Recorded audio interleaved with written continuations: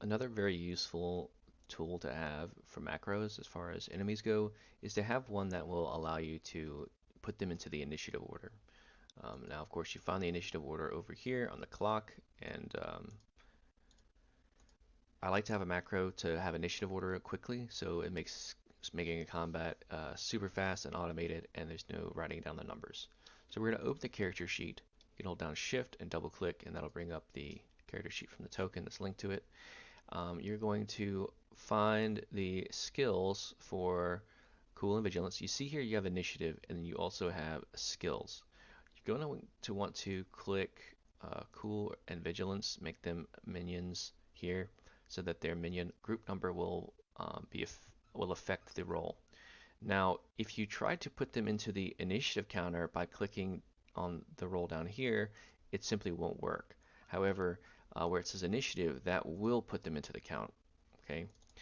Now, what we're going to do, all right, to get the macro, we're going to do the same basic principle as before. You're going to do the roll, click in this box, hit up, Control A, Control C, go to Attributes and Abilities. You will add a new one. I like to do make my NPCs skilled in both the same, so I can just have one. It's kind of a lazy DM trick for me. If it's a really important NPC, I might have it specific, but you're gonna paste that in there. You're going to select your code. Now you can see that there's no Cool or Vigilance on here. I just need to add it. However, you can just select any one of these codes here. Control C. Go back here. You're going to find where it says Presence. All right. You're going to select all this text here, leave the bar, paste it again in there, and this should give us an initiative track. However, the main thing you have to do is ensure you remove this heavy here. It needs to be associated with the skill that was just rolled. So cool is the case. We're going to save that, show as a token action. All right. Now, if I did everything right, it should give us an option. So we got the mob count, right? You might have, let's say, 4 minions here. Submit.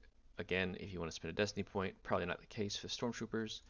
Now, the dice pool. I have this as an option, and I like to have it because if the PCs are able to get the drop on the stormtroopers or vice versa, maybe the stormtroopers actually get the drop on the PC. So we're actually going to add a blue to their roll here.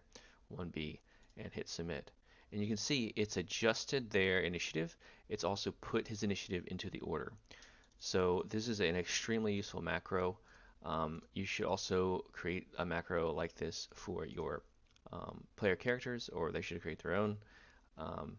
Again, this is a token macro, so anyone in control of this token and has the ability to use it can do these 2 rolls very quickly.